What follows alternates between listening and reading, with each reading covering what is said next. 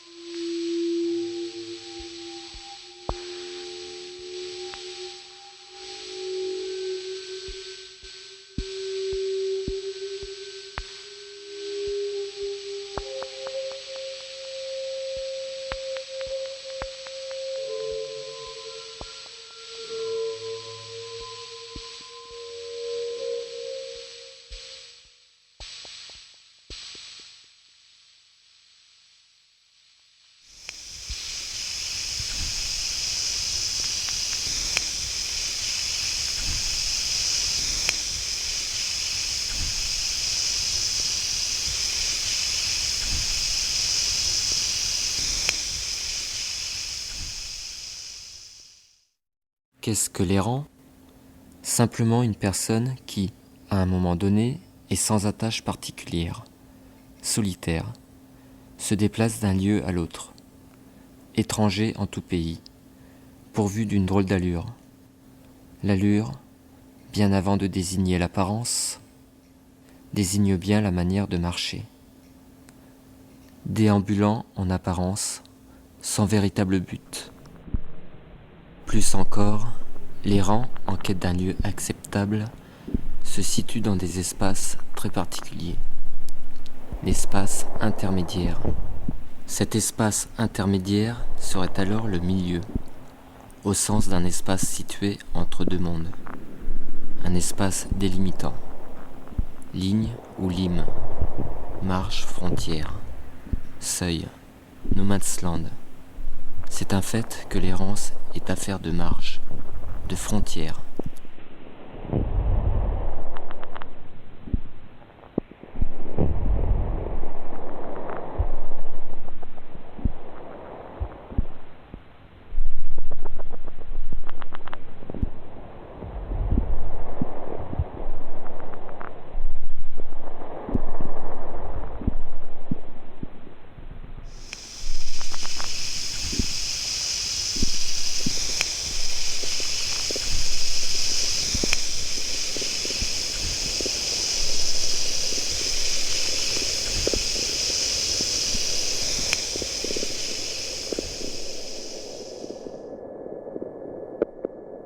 Il y a autant d'errances qu'il y a d'êtres humains.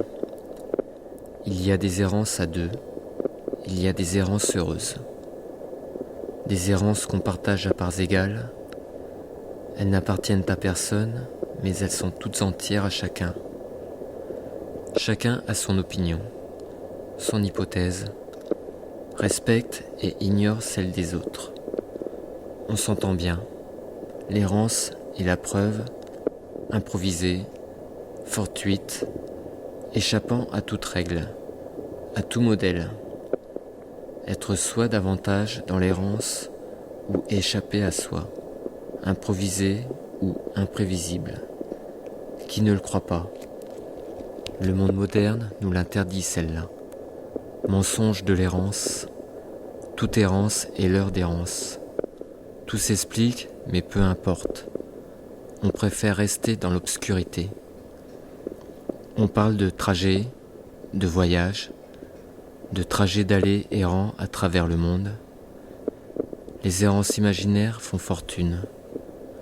Le parcours sans faille, sans hasard, imposé par on ne sait trop quoi, par soi, par un destin inscrit en soi et qui échappe à tous, à soi comme aux autres.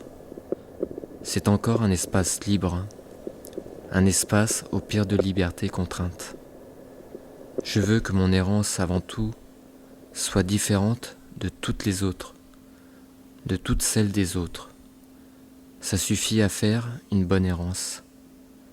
de celles qu'on raconte et qui finissent par ressembler à un conte, à une histoire vraie.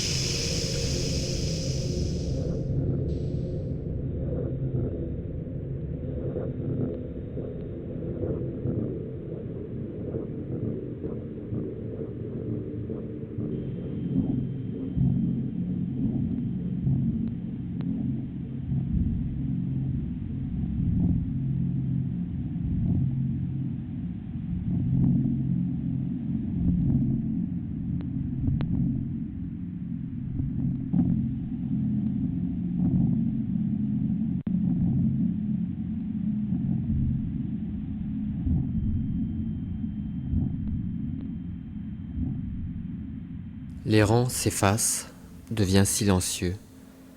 Il se livre à l'expérience du monde. C'est pourquoi il ne peut y avoir d'errance immobile. Les lieux semblent se ressembler de plus en plus. Tout est partout en même temps.